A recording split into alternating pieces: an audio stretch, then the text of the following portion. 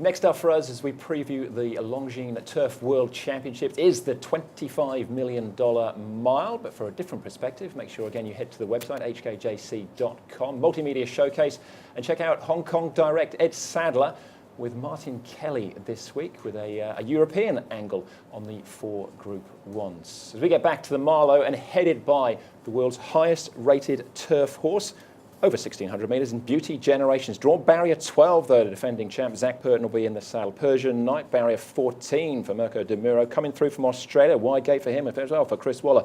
Beauty only a previous winner, Hugh Bowman from 9. Beat the bank for Andrew Boulding, O'Sheen Murphy. Singapore Sling, Sylvester de Sosa takes over here from barrier 6. Inns of Court for Andre Fabre from barrier 3. What else but you's got the inside gate, Caris Teeton in the saddle. And One Master and Vivlos, the 4-year-old filly, and Vivlos, a previous winner in Dubai. Her last win, in actual fact, nearly a season and a half ago in the Dubai Turf. That's the lineup for the mile. But, of course, they're all chasing last year's winner in Beauty Generation. I was lucky enough to go along and meet the champ with John Moore. Here he comes, John. Beauty Generation. He is a tremendous athlete as well. What an individual he is. He sure is. He's the star of the Hong Kong turf at the moment, and he's now a household name overseas. They're all waiting to see what he's going to do on the 9th. Absolutely. Can you give us a little bit of the backstory about him? How you bought him, why you bought him, what you saw in him? Okay, as you know, George was scouting for horses like 2 years back, and came across him in the Australian Group 1 races. We negotiated on behalf of the Kwok family, and we were able to secure him for Hong Kong. Now, you know, he's got no pedigree to talk about. But there are some freaks, you know, are bred over in New Zealand. We've had 2 so far. One was Makapura Star, no pedigree whatsoever. I even bought some progeny out of the mare, and they were all class 5, very, very slow. And then, of course, he comes along. So it wasn't a pedigree thing, of course. It was, he was running from like 1,400 all the way through to 1.5 miles and was competitive. So from that point of view, we managed to acquire him. Purton on Beauty Generation, this powerhouse miler here in Hong Kong, laying out under pressure. 3 in front from Beauty Only and Southern Legend, and Beauty Generation gets it done. And you mentioned the Kwoks there. I remember seeing them at the Horse of the Year Awards last year. Patrick, who owns him, there with his mother and father, and the way they speak or spoke about this horse in particular, they're obviously tremendous enthusiasts and really enjoy the beauty, oh, they do, no pun intended, and the majesty of him really as well. Yes, he's quite an imposing type, isn't he? When you see him, that's why when last season when I said to the owner, I'm going to make a miler out of him, and he looked at me, well, we bought him for the Derby, but the Derby's passed. Now, why don't we just move on? I'm looking at the physique of this horse. He does not look like a horse that will go over ground. Now, champions like this fellow, can do it at both ends, right? Yeah. From 1,400, like Abel Friend, all the way to 2,000. He's gone even further. But when I looked at him physically, I said, God, this has got to be a sprinter miler. But just so talented. So I changed his workloads and everything, and married him up with his best mate here, the groom, and they get on tremendously well because he is a bit quirky.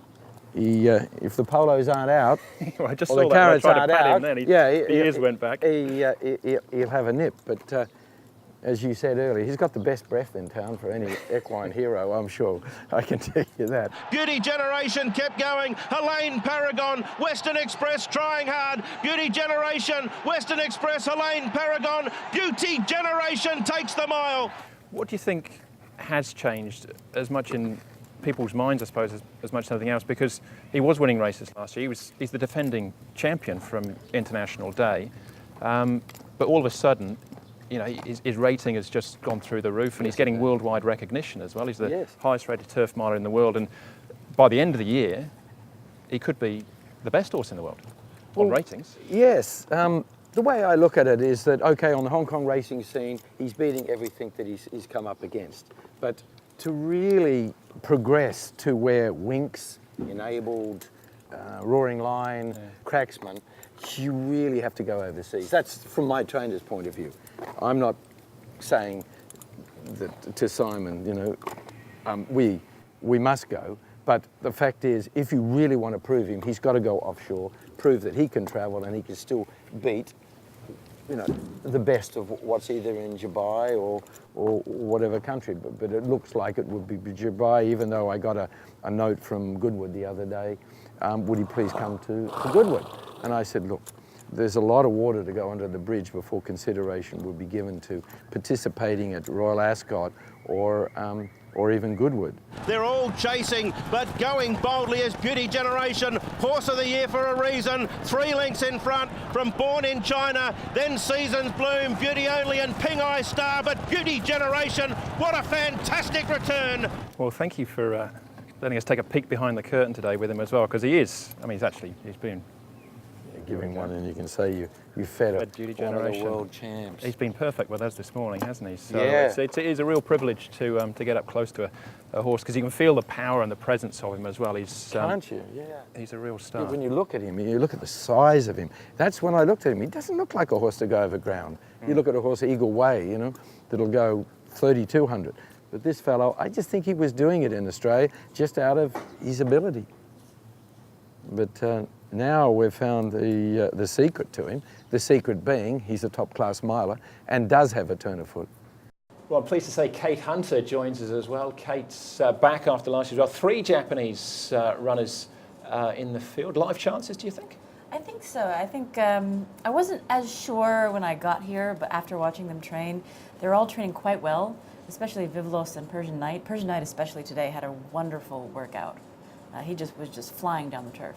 All right, we'll come back to them in a second, but just going back to Beauty Generation there, Stevie, he's a wonderful character. He is if you've got polos and carrots anyway. Yes. Did start to get a little bit bored of us there, but what he's done so far this season, he's gone to another level. Absolutely. It's very rare to hear so many rival trainers enthusing so highly over him as they've done of late. I love the fact that he's drawn barrier 12 because I'm going to get a slightly better price, I suspect. I think he is nigh on unbeatable. I think only bad luck will beat him.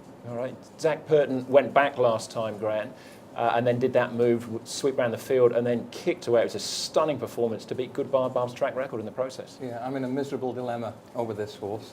I know he has the best form. I think it would be a fantastic flagship for Hong Kong racing if he were to smash this field up. But I worry that he's trying to peak for a 4th time in 10 weeks, having been to a hard place last time, to break the track record after being roughed up early, making a big move, and then hanging left after shoeing his shoe. John Moore is his usual ebullient self. Zach Purton, I think, is more cautious. Look up his quotes, look up his body language. It's a much more guarded Zach Purton. He knows that this horse is good enough, but he also knows that he went to a hard place last time, and can he come back just as good against an international field of Group 1 horses this Sunday? I have my reservations. Wow, okay. The Japanese know what it takes to win a race like this, with Morris, of course, most recently. Have we got a Morris this year?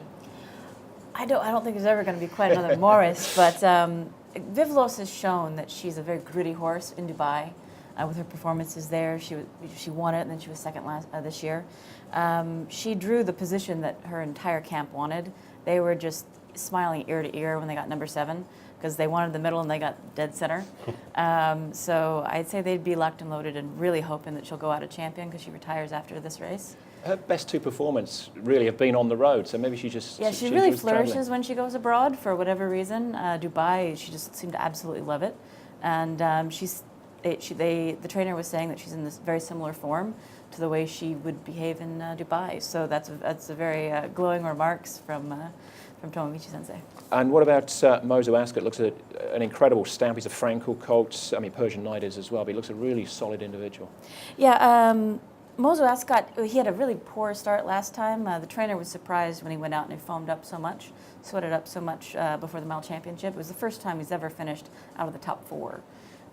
So hopefully it was an aberration and not going to happen again today, but I definitely wait to place your bets until the horse gets out on the field to see where he is mentally. I don't know if he's going to be at his best this time, but the trainer would not have brought him over if he didn't think he had a shot. All right, let's talk about a couple of the other ones then, Steve. Coming through for Australia. It's great to have some Australian representation. Yeah, terrific. Obviously there's difficulties at the moment, but Chris Waller and his owner Sir Owen Glenn, who also had Criterion, the brother to this horse, keen to travel. Coming through is a little quirky. When he produces his best, I would say that he almost measures up to this level. One thing about him, he tends to produce his best runs fresh, and he is fresh coming into this race. He's awkwardly drawn.